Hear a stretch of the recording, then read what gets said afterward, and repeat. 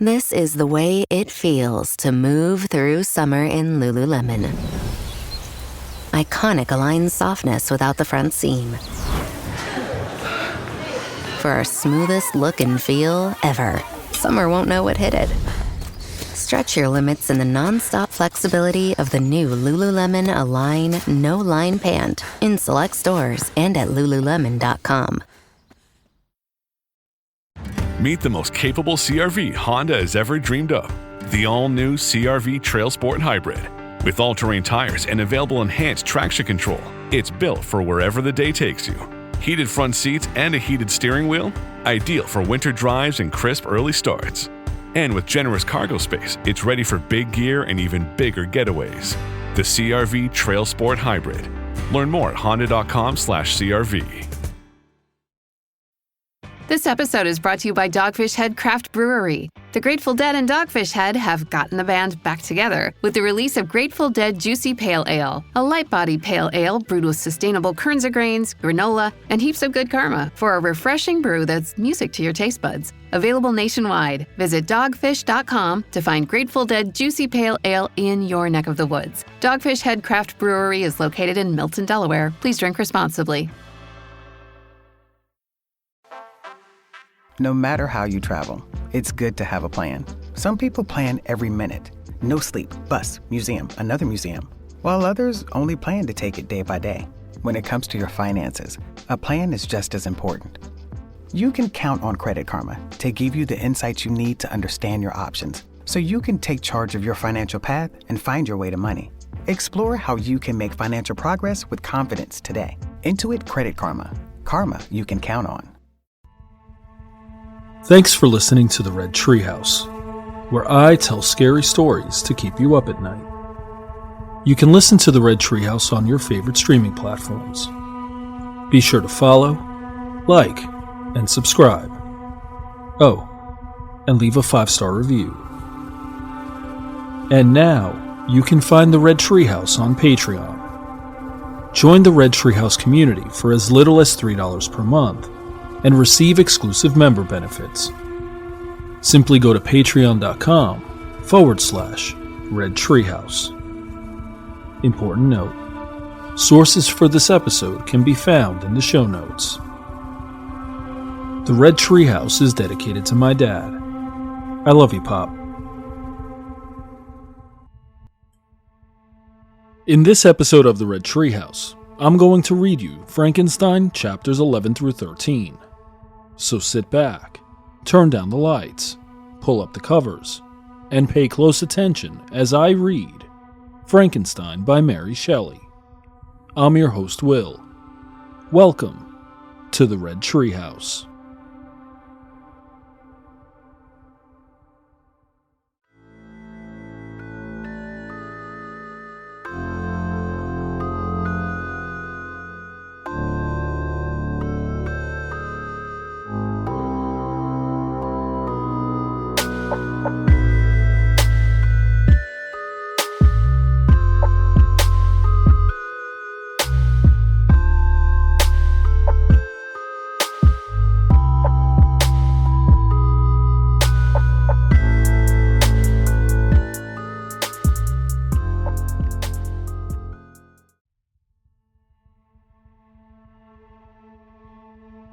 Frankenstein, Chapter 11. It is with considerable difficulty that I remember the original era of my being. All the events of that period appear confused and indistinct.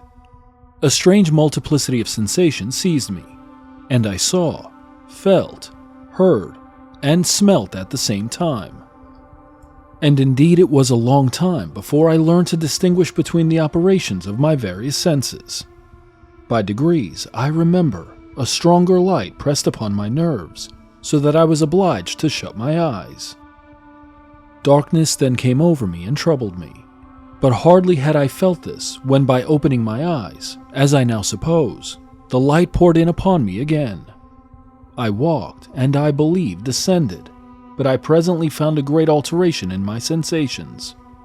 Before, dark and opaque bodies had surrounded me, impervious to my touch or sight. but I now found that I could wander on at liberty, with no obstacles which I could not either surmount or avoid. The light became more and more oppressive to me, and the heat wearying me as I walked, I sought a place where I could receive shade. This was the forest near Ingolstadt, and here I lay by the side of a brook resting from my fatigue, until I felt tormented by hunger and thirst. This roused me from my nearly dormant state, and I ate some berries which I found hanging on the trees or lying on the ground. I staked my thirst at the brook, and then lying down, was overcome by sleep. It was dark when I awoke. I felt cold also, and half frightened as it were, instinctively, finding myself so desolate. Before I had quitted your apartment, on a sensation of cold, I had covered myself with some clothes, but these were insufficient to secure me from the dews of night. I was a poor, helpless, miserable wretch. I knew and could distinguish nothing, but feeling pain invade me on all sides, I sat down and wept. Soon, a gentle light stole over the heavens and gave me a sensation of pleasure. I started up and beheld a radiant form rise from among the trees. The moon I gazed with a kind of wonder. It moved slowly, but it enlightened my path, and I again went out in search of berries. I was still cold when under one of the trees I found a huge cloak, with which I covered myself, and sat down upon the ground. No distinct ideas occupied my mind. All was confused. I felt light, and hunger, and thirst, and darkness. Innumerable sounds rang in my ears, and on all sides various scents saluted me. The only object that I could distinguish was the bright moon, and I fixed my eyes on that with pleasure. Several changes of day and night passed, and the orb of night had greatly lessened, when I began to distinguish my sensations from each other. I gradually saw plainly the clear stream that supplied me with drink and the trees that shaded me with their foliage. I was delighted when I first discovered that a pleasant sound, which often saluted my ears, proceeded from the throats of the little winged animals who had often intercepted the lights from my eyes. I began also to observe, with greater accuracy, the forms that surrounded me and to perceive the boundaries of the radiant roof of light which canopied me. Sometimes I tried to imitate the pleasant songs of the birds, but was unable. Sometimes I wished to express my sensations in my own mode, but the uncouth and inarticulate sounds which broke from me frightened me into silence again. The moon had disappeared from the night, and again, with a lessened form, showed itself, while I still remained in the forest. My sensations had by this time become distinct, and my mind received every day additional ideas. My eyes became accustomed to the light and to perceive objects in their right forms. I distinguished the insect from the herb, and by degrees, one herb from another. I found that the sparrow uttered none but harsh notes, whilst those of the blackbird and thrush were sweet and enticing. One day, when I was oppressed by cold, I found a fire which had been left by some wandering beggars, and was overcome with delight at the warmth I experienced from it. In my joy, I thrust my hand into the live embers, but quickly drew it out again with a cry of pain. How strange, I thought, that the same cause should produce such opposite effects. I examined the materials of the fire, and to my joy found it to be composed of wood. I quickly collected some branches, but they were wet and would not burn. I was pained at this, and sat still watching the operation of the fire. The wet wood which I had placed near the heat dried, and itself became inflamed. I reflected on this, and by touching the various branches, I discovered the cause and busied myself in collecting a great quantity of wood, that I might dry it and have plentiful supply of fire. When night came on and brought sleep with it, I was in the greatest fear lest my fire should be extinguished. I covered it carefully with dry wood and leaves, and placed wet branches upon it, and then, spreading my cloak, I lay on the ground and sank into sleep. It was morning when I first awoke, and my first care was to visit the fire. I uncovered it, and a gentle breeze quickly fanned it into a flame. I observed this also, and contrived a fan of branches, which roused the embers when they were nearly extinguished. When night came again, I found with pleasure that the fire gave light as well as heat, and that the discovery of this element was useful to me in my food, for I found some of the offals that the travelers had left had been roasted, and tasted much more savory than the berries I gathered from the trees. I tried, therefore, to dress my food in the same manner, placing it on the live embers. I found that the berries were spoiled by this operation, and that the nuts and roots much improved. Food, however, became scarce, and I often spent the whole day searching in vain for a few acorns to assuage the pangs of hunger. When I found this, I resolved to quit the place that I had hitherto inhabited, to seek for one where the few wants I experienced would be more easily satisfied. In this emigration, I exceedingly lamented the loss of fire which I had obtained through accident, and knew not how to reproduce it. I gave several hours to the serious consideration of this difficulty, but I was obliged to relinquish all attempt to supply it, and wrapping myself up in my cloak, I struck across the wood towards the setting sun. I passed 3 days in those rambles, and at length discovered the open country.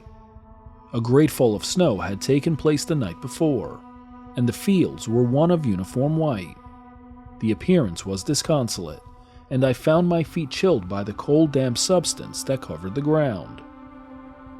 It was about 7 in the morning, and I longed to obtain food and shelter.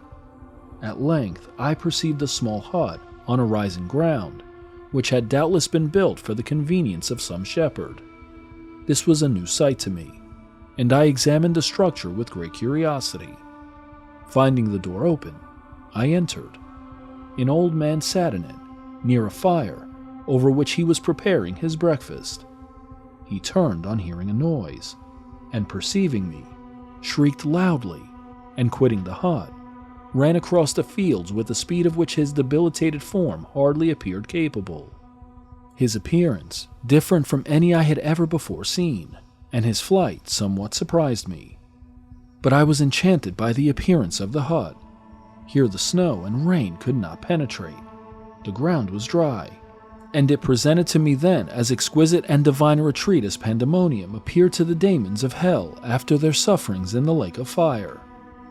I greedily devoured the remnants of the shepherd's breakfast, which consisted of bread, cheese, milk, and wine. The latter, however, I did not like. Then, overcome by fatigue, I lay down among some straw and fell asleep. It was noon when I awoke, and allured by the warmth of the sun, which shone brightly on the white ground, I determined to recommence my travels, and depositing the remains of the peasant's breakfast in a wallet I found, I proceeded across the fields for several hours, until at sunset I arrived at a village. How miraculous did this appear! The huts, the neater cottages, and stately houses engaged my admiration by turns. The vegetables in the gardens, the milk and cheese that I saw placed at the windows of some of the cottages, allured my appetite. One of the best of these I entered, but I had hardly placed my foot within the door before the children shrieked, and one of the women fainted. The whole village was roused. Some fled, some attacked me, until grievously bruised by stones and many other kinds of missile weapons, I escaped to the open country and fearfully took refuge in a low hovel, quite bare, and making a wretched appearance after the palaces I had beheld in the village. This hovel, however, joined a cottage of a neat and pleasant appearance, but after my late dearly bought experience, I dared not enter it. My place of refuge was constructed of wood, but so low that I could with difficulty sit upright in it. No wood, however, was placed on the earth, which formed the floor, but it was dry, and although the wind entered it by innumerable chinks, I found it an agreeable asylum from the snow and rain.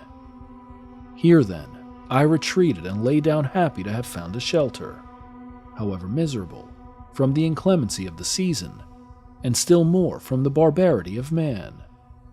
As soon as morning dawned, I crept from my kennel, that I might view the adjacent cottage and discover if I could remain in the habitation I had found. It was situated against the back of the cottage, and surrounded on the sides, which were exposed by a pigsty and a clear pool of water. One part was open, and by that I had crept in, but now I covered every crevice by which I might be perceived with stones and wood, yet in such a manner that I might move them on occasion to pass out. All the light I enjoyed came through the sty, and that was sufficient for me. Having thus arranged my dwelling and carpeted it with clean straw, I retired, for I saw the figure of a man at a distance, and I remembered too well my treatment the night before to trust myself in his power. I had first, however, provided for my sustenance for that day by a loaf of coarse bread, which I purloined, and a cup with which I could drink more conveniently than from my hand of the pure water which flowed by my retreat. The floor was a little raised, so that it was kept perfectly dry, and by its vicinity to the chimney of the cottage it was tolerably warm. Being thus provided, I resolved to reside in this hovel until something should occur which might alter my determination. It was indeed a paradise compared to the bleak forest, my former residence, the rain-dropping branches, and dank earth. I ate my breakfast with pleasure, and was about to remove a plank to procure myself a little water, when I heard a step, and looking through a small chink, I beheld a young creature, with a pail on her head, passing before my hovel. The girl was young and of gentle demeanor, unlike what I have since found cottagers and farmhouse servants to be. Yet she was meanly dressed, a coarse blue petticoat and a linen jacket being her only garb. Her fair hair was plaited, but not adorned. She looked patient, yet sad. I lost sight of her, and in about a quarter of an hour she returned bearing the pail, which was now partly filled with milk. As she walked along, seemingly incommoded by the burden, a young man met her, whose countenance expressed a deeper despondence. Uttering a few sounds with an air of melancholy, he took the pail from her head and bore it to the cottage himself. She followed, and they disappeared. Presently, I saw the young man again, with some tools in his hand, cross the field behind the cottage, and the girl was also busied, sometimes in the house, and sometimes in the yard. On examining my dwelling, I found that one of the windows of the cottage had formerly occupied a part of it, but the panes had been filled up with wood. In one of these was a small and almost imperceptible chink through which the eye could just penetrate. Through this crevice a small room was visible, whitewashed and clean, but very bare of furniture. In one corner, near a small fire, sat an old man, leaning his head on his hands in a disconsolate attitude. The young woman was occupied in arranging the cottage, but presently she took something out of a drawer, which employed her hands, and she sat down beside the old man, who, taking up an instrument, began to play and to produce sounds sweeter than the voice of the thrush or the nightingale. It was a lovely sight, even to me, poor wretch who had never beheld aught beautiful before. The silver hair and benevolent countenance of the aged cottager won my reverence, while the gentle manners of the girl enticed my love. He played a sweet, mournful air, which I perceived drew tears from the eyes of his amiable companion, of which the old man took no notice, until she sobbed audibly. He then pronounced a few sounds, and the fair creature, leaving her work, knelt at his feet. He raised her and smiled with such kindness and affection that I felt sensations of a peculiar and overpowering nature. They were a mixture of pain and pleasure, such as I had never before experienced, either from cold or hunger, warmth or food, and I withdrew from the window, unable to bear these emotions. Soon after this, the young man returned, bearing on his shoulders a load of wood. The girl met him at the door, helped to relieve him of his burden, and taking some of the fuel into the cottage, placed it on the fire. Then she and the youth went apart into a nook of the cottage, and he showed her a large loaf and a piece of cheese. She seemed pleased, and went into the garden for some roots and plants, which she placed in water, and then upon the fire. She afterwards continued her work, whilst the young man went into the garden and appeared busily employed in digging and pulling up roots. After he had been employed thus about an hour, the young woman joined him and they entered the cottage together. The old man had in the meantime been pensive, but on the appearance of his companions, he assumed a more cheerful air, and they sat down to eat. The meal was quickly dispatched. The young woman was again occupied in arranging the cottage. The old man walked before the cottage in the sun for a few minutes, leaning on the arm of the youth. Nothing could exceed in beauty the contrast between these two excellent creatures. One was old, with silver hairs and a countenance beaming with benevolence and love.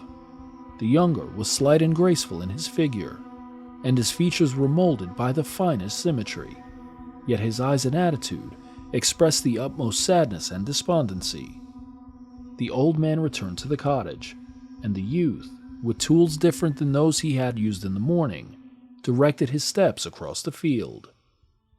Night quickly shut in, but to my extreme wonder, I found that the cottagers had a means of prolonging light by the use of tapers, and was delighted to find that the setting of the sun did not put an end to the pleasure I experienced in watching my human neighbors. In the evening, the young girl and her companion were employed in various occupations which I did not understand, and the old man again took up the instrument which produced the divine sounds that had enchanted me in the morning. So soon as he had finished, the youth began, not to play, but to utter sounds that were monotonous, and neither resembling the harmony of the old man's instrument, nor the songs of the birds. I since found that he read aloud, but at that time I knew nothing of the science of words or letters. The family, after having been thus occupied for a short time, extinguished their lights and retired, as I conjectured, to rest. Paradise is back It's finally here! in a new location, Costa Rica. There will be adventure, drama, and romance, All gas, no brakes, that's my vibe. Ready to find some love. but it wouldn't be paradise without surprises along the way. These kids need to learn. That's right, your favorite Golden alums are crashing the beach, We bringing a party, baby. Bachelor in Paradise, new Mondays at 8, 7 Central on ABC and stream on Hulu. At Strayer University, we help students like you go from, is it possible? To anything is possible by offering access to up to 10 no-cost gen ed courses, so you can reach your goals affordably and fast. Visit strayer.edu to learn more. No-cost gen eds provided by Strayer University affiliate Sophia. Eligibility rules apply. Connect with us for details. Strayer University is certified to operate in Virginia by Chev and has many campuses, including at 2121 15th Street North in Arlington, Virginia. Chapter 12. I lay on my straw, but I could not sleep. I thought of the occurrences of the day. What chiefly struck me was the gentle manners of these people, and I longed to join them, but dared not. I remembered too well the treatment I had suffered the night before from the barbarous villagers, and resolved, whatever course of conduct I might hereafter think it right to pursue, that for the present I would remain quietly in my hovel, watching and endeavoring to discover the motives which influenced their actions. The cottagers arose the next morning before the sun. The young woman arranged the cottage and prepared the food, and the youth departed after the first meal. This day was passed in the same routine as that which preceded it. The young man was constantly employed out of doors, and the girl in various laborious occupations within. The old man, whom I soon perceived to be blind, employed his leisure hours on his instrument or in contemplation. Nothing could exceed the love and respect which the younger cottagers exhibited towards their venerable companion. They performed towards him every little office of affection and duty with gentleness, and he rewarded them by his benevolent smiles. They were not entirely happy. The young man and his companion often went apart and appeared to weep. I saw no cause for their unhappiness, but I was deeply affected by it. If such lovely creatures were miserable, it was less strange that I, an imperfect and solitary being, should be wretched. Yet, why were these gentle creatures unhappy? They possessed a delightful house, for such it was in my eyes, and every luxury. They had a fire to warm them when chill, and delicious viands when hungry. They were dressed in excellent clothes, and still more, they enjoyed one another's company and speech, interchanging each day looks of affection and kindness. What did their tears imply? Did they really express pain? I was at first unable to solve these questions, but perpetual attention and time explained to me many appearances which were at first enigmatic. A considerable period elapsed before I discovered one of the causes of the uneasiness of this amiable family. It was poverty, and they suffered that evil in a very distressing degree. Their nourishment consisted entirely of the vegetables of their garden and the milk of one cow, which gave very little during the winter, when its masters could scarcely procure food to support it. They often, I believe, suffered the pangs of hunger very poignantly, especially the two younger cottagers, for several times they placed food before the old man when they reserved none for themselves. This trait of kindness moved me sensibly. It had been accustomed during the night to steal a part of their store for my own consumption. But when I found that in doing this I inflicted pain on the cottagers, I abstained and satisfied myself with berries, nuts, and roots which I gathered from a neighboring wood. I discovered also another means through which I was enabled to assist their labors. I found that the youth spent a great part of each day in collecting wood for the family fire, and during the night I often took his tools, the use of which I quickly discovered, and brought home firings sufficient for the consumption of several days.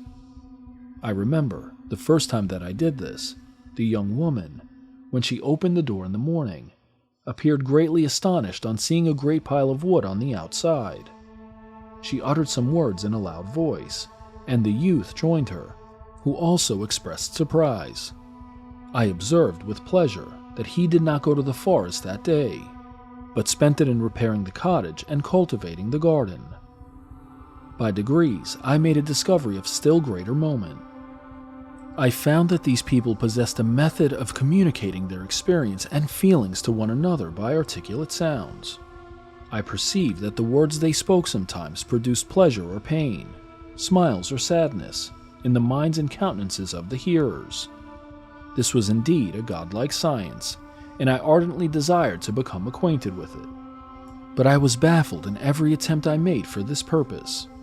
Their pronunciation was quick, and the words they uttered, not having any apparent connection with visible objects, I was unable to discover any clue by which I could unravel the mystery of their reference.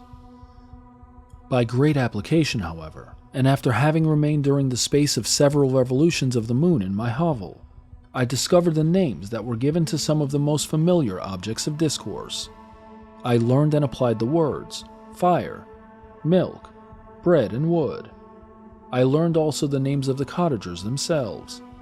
The youth and his companion had each of them several names, but the old man had only one, which was father.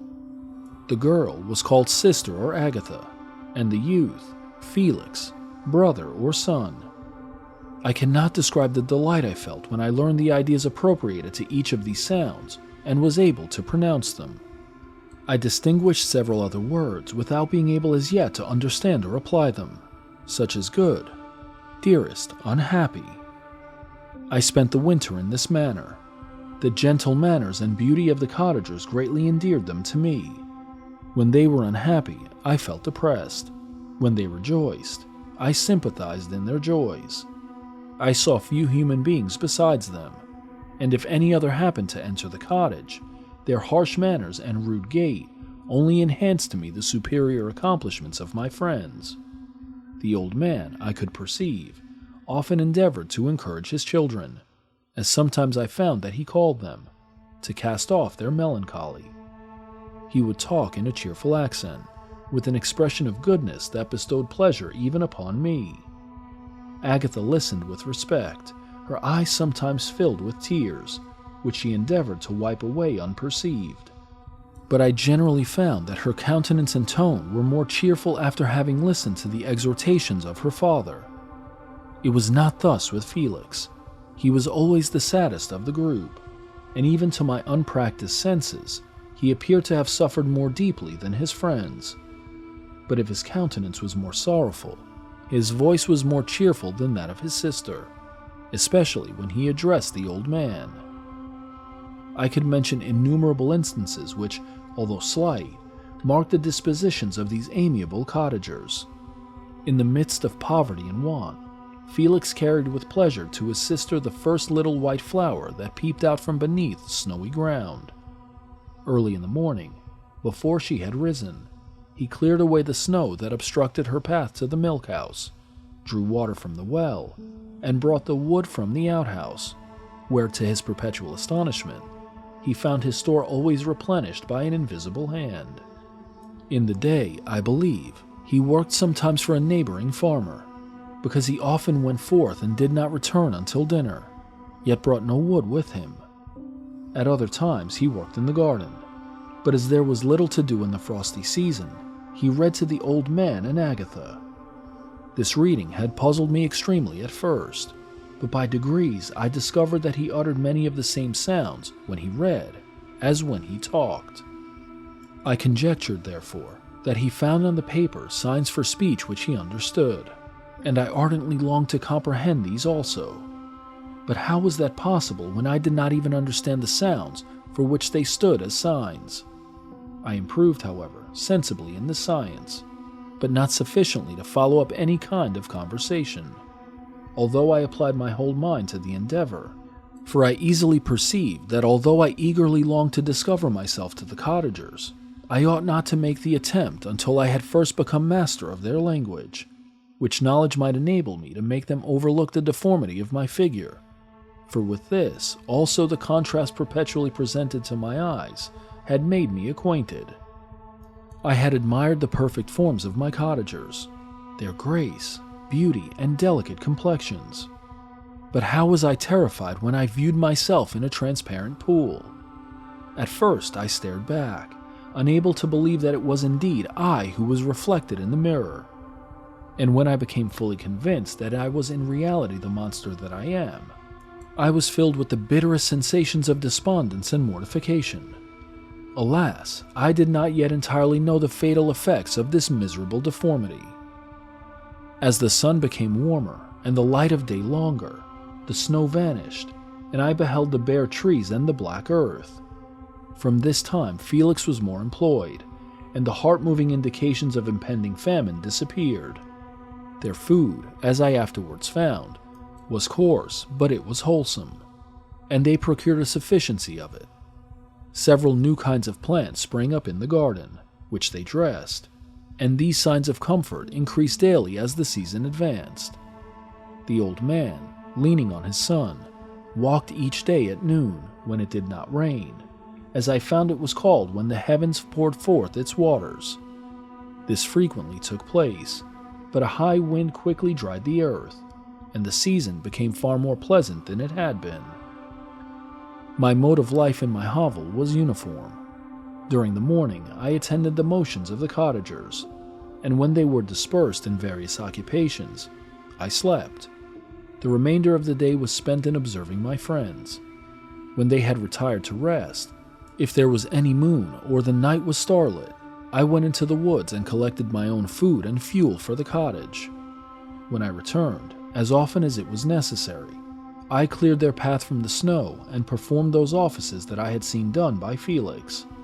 I afterwards found that these labors, performed by an invisible hand, greatly astonished them, and once or twice I heard them, on these occasions, utter the words "good spirit," "wonderful," but I did not then understand the significance of these terms. My thoughts now became more active, and I longed to discover the motives and feelings of these lovely creatures.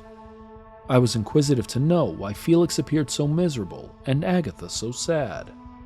I thought, foolish wretch, that it might be in my power to restore happiness to these deserving people.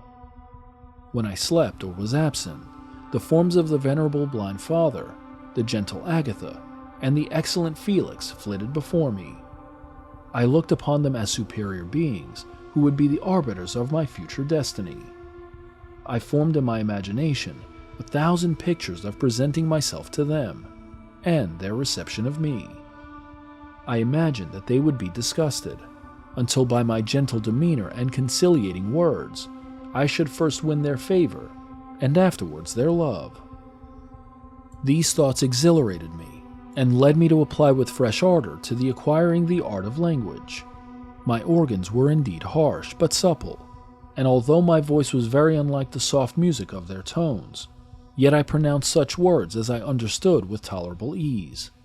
It was as the ass and the lapdog, yet surely the gentle ass, whose intentions were affectionate, although his manners were rude, deserved better treatment than blows and execration. The pleasant showers and genial warmth of spring greatly altered the aspect of the earth. Men who before this change seemed to have been hid in caves dispersed themselves and were employed in various arts of cultivation. The birds sang in more cheerful tones, and the leaves began to bud forth on the trees.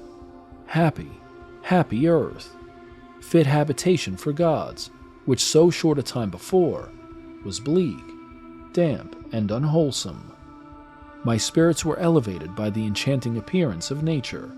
The past was blotted from my memory. The present was tranquil, and the future gilded by bright rays of hope and anticipations of joy.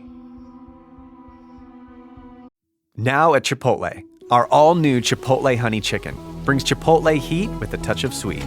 Seared smoked peppers and savory Mexican spices, blended with a hint of pure honey for a perfectly balanced sauce. All combined with fresh, tender chicken hot off the grill, served up in your favorite burrito or bowl. New Chipotle Honey Chicken takes heat and sweet to a whole new level. But it's only at Chipotle for a limited time. Order now in the app for pickup or delivery. Chipotle, for real.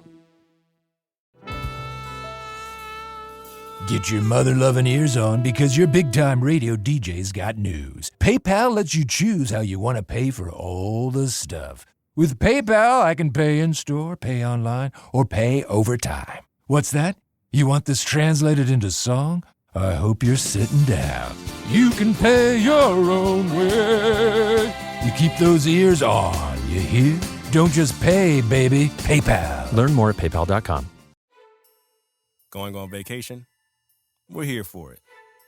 With kids who turn a back seat into a courtroom drama over whose tablet is louder, whose charger is faster, and why watching the same cartoon for the 100th time is a human right? Yep, we totally have vehicles to handle that. Because whether it's a road trip or a business trip, where your flight's delayed, your phone's at 2%, and your dinner, whatever's open, yeah, here for that too. Enterprise, we're here for it. This episode is brought to you by Blink, an Amazon company. Think you're ready for Prime Day? With up to 50% off Blink Smart Security, you will be. With crisp HD video, real-time alerts, and two-way talk, you'll know the moment your packages arrive. Save big on Blink Smart Security, starting at just $19.99 with the Blink Mini 2 plug-in camera. Shop now at amazon.com/blink. Chapter 13. I now hasten to the more moving part of my story. I shall relate events that impressed me with feelings which, from what I had been, have made me what I am. Spring advanced rapidly. The weather became fine and the skies cloudless. It surprised me that what before was desert and gloomy should now bloom with the most beautiful flowers. My senses were gratified and refreshed by 1,000 scents of delight and 1,000 sights of beauty. It was on one of these days, when my cottagers periodically rested from labor. The old man played on his guitar, and the children listened to him, that I observed the countenance of Felix was melancholy beyond expression. He sighed frequently, and once his father paused in his music, and I conjectured by his manner that he inquired the cause of his son's sorrow. Felix replied in a cheerful accent, and the old man was recommencing his music, when someone tapped at the door. It was a lady on horseback, accompanied by a countryman as a guide. The lady was dressed in a dark suit and covered with a thick black veil. Agatha asked a question, to which the stranger only replied by pronouncing, in a sweet accent, the name of Felix. Her voice was musical, but unlike that of either of my friends. On hearing this word, Felix came up hastily to the lady, who, when she saw him, threw up her veil, and I beheld a countenance of angelic beauty and expression, her hair of a shining raven black, and curiously braided. Her eyes were dark, but gentle, although animated, her features of a regular proportion, and her complexion wondrously fair, each cheek tinged with a lovely pink. Felix seemed ravished with delight when he saw her. Every trait of sorrow vanished from his face, and it instantly expressed a degree of ecstatic joy, of which I could hardly have believed it capable. His eyes sparkled, as his cheek flushed with pleasure, and at that moment I thought him as beautiful as the stranger. She appeared affected by different feelings. Wiping a few tears away from her lovely eyes, she held out her hand to Felix, who kissed it rapturously and called her, as well as I could distinguish, his sweet Arabian. She did not appear to understand him, but smiled. He assisted her to dismount, and dismissing her guide, conducted her into the cottage. Some conversation took place between him and his father, and the young stranger knelt at the old man's feet and would have kissed his hand, but he raised her and embraced her affectionately. I soon perceived that although the stranger uttered articulate sounds and appeared to have a language of her own, she was neither understood by nor herself understood the cottagers. They made many signs which I did not comprehend, but I saw that her presence diffused gladness through the cottage, dispelling their sorrow as the sun dissipates the morning mists. Felix seemed peculiarly happy, and with smiles of delight welcomed his Arabian. Agatha, the ever-gentle Agatha, kissed the hands of the lovely stranger, and pointing to her brother, made signs which appeared to me to mean that he had been sorrowful until she came. Some hours passed thus, while they, by their countenances, expressed joy, the cause of which I did not comprehend. Presently I found, by the frequent recurrence of some sound which the stranger repeated after them, that she was endeavoring to learn their language, and the idea instantly occurred to me that I should make use of the same instructions to the same end. The stranger learned about 22 words at the first lesson. Most of them, indeed, were those which I had before understood, but I profited by the others. As night came on, Agatha and the Arabian retired early. When they separated, Felix kissed the hand of the stranger and said, "Good night, sweet Safie." He sat up much longer, conversing with his father, and by the frequent repetition of her name, I conjectured that their lovely guest was the subject of their conversation. I ardently desired to understand them, and bent every faculty towards that purpose, but found it utterly impossible. The next morning, Felix went out to his work, and after the usual occupations of Agatha were finished, the Arabian sat at the feet of the old man, and taking his guitar, played some airs so entrancingly beautiful that they at once drew tears of sorrow and delight from my eyes. She sang, and her voice flowed in a rich cadence, swelling or dying away like a nightingale of the woods. When she had finished, she gave the guitar to Agatha, who at first declined it. She played a simple air, and her voice accompanied it in sweet accents, but unlike the wondrous strain of the stranger. The old man appeared enraptured, and said some words which Agatha endeavored to explain to Safie, and by which he appeared to wish to express that she bestowed on him the greatest delight by her music. The days now passed as peaceably as before, with the sole alteration that joy had taken place of sadness in the countenance of my friends. Safie was always gay and happy. She and I improved rapidly in the knowledge of language, so that in 2 months I began to comprehend most of the words uttered by my protectors. In the meanwhile, also the black ground was covered with herbage, and the green banks interspersed with innumerable flowers, sweet to the scent in the eyes, stars of pale radiance among the moonlight woods. The sun became warmer, the nights clear and balmy, and my nocturnal rambles were an extreme pleasure to me, although they were considerably shortened by the late setting and early rising of the sun, for I never ventured abroad during daylight, fearful of meeting with the same treatment I had formerly endured in the first village which I entered. My days were spent in close attention, that I might more speedily master the language, and I may boast that I improved more rapidly than the Arabian, who understood very little and conversed in broken accents, while I comprehended and could imitate almost every word that was spoken. While I improved in speech, I also learned the science of letters as it was taught to the stranger, and this opened before me a wide field for wonder and delight. The book from which Felix instructed Safie was Volney's Ruins of Empires. I should not have understood the purpose of this book had not Felix, in reading it, given very minute explanations. He had chosen this work, he said, because the declamatory style was framed in imitation of the Eastern authors. Through this work, I obtained a cursory knowledge of history and a view of the several empires at present existing in the world. It gave me an insight into the manners, governments, and religions of the different nations of the earth. I heard of the slothful Asiatics, of the stupendous genius and mental activity of the Grecians, of the wars and wonderful virtue of the early Romans, of their subsequent degenerating, of the decline of that mighty empire, of chivalry, Christianity, and kings. I heard of the discovery of the American hemisphere, and wept with Safie over the helpless fate of its original inhabitants. These wonderful narrations inspired me with strange feelings. Was man, indeed, at once so powerful, so virtuous and magnificent, yet so vicious and base?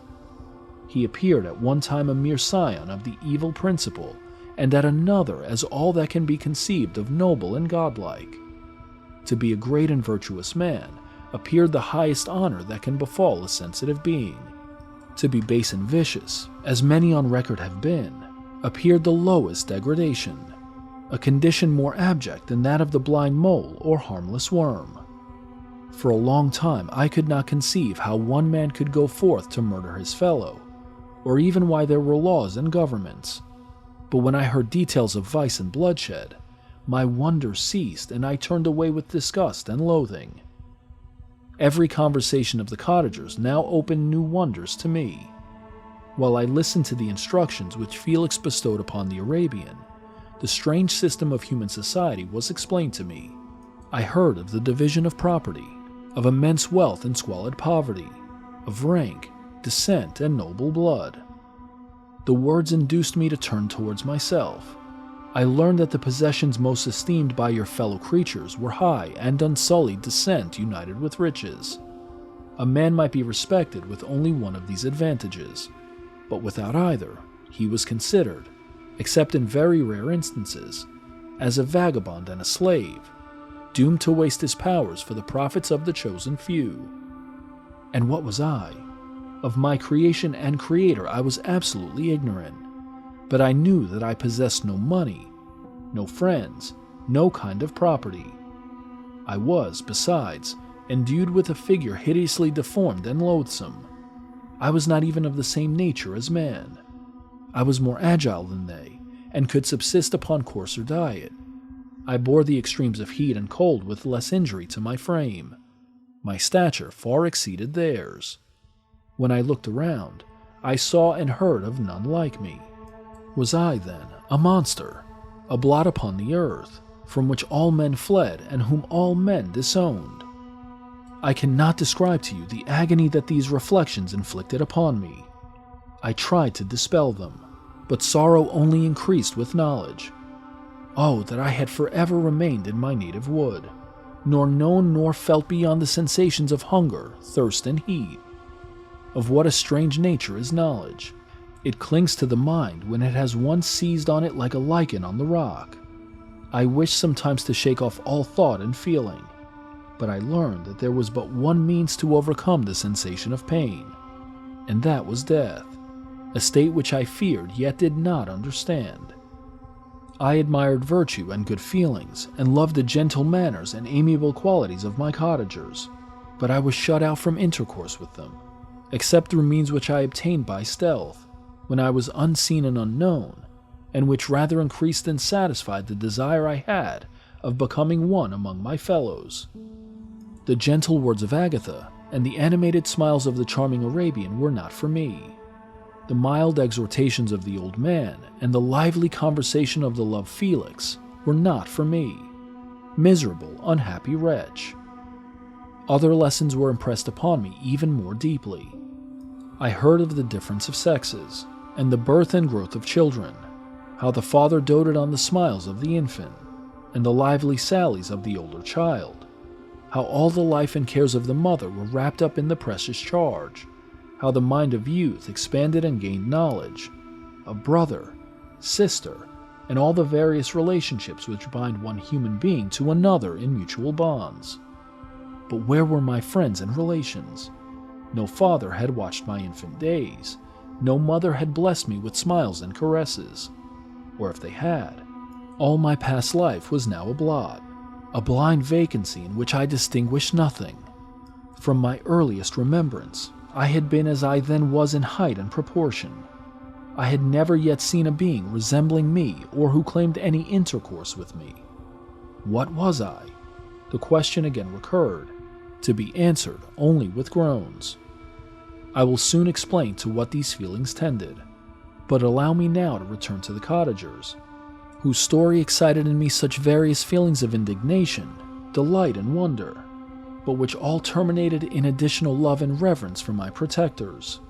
For so I loved, in an innocent, half-painful self-deceit, to call them. What do you think of this classic story so far? Comment or email redtreehousepod@gmail.com. As we turn down the lights on this episode, make plans to join me next time as I read Frankenstein, chapters 14 through 16. I'm your host, Will. Thanks for joining me in the Red Treehouse.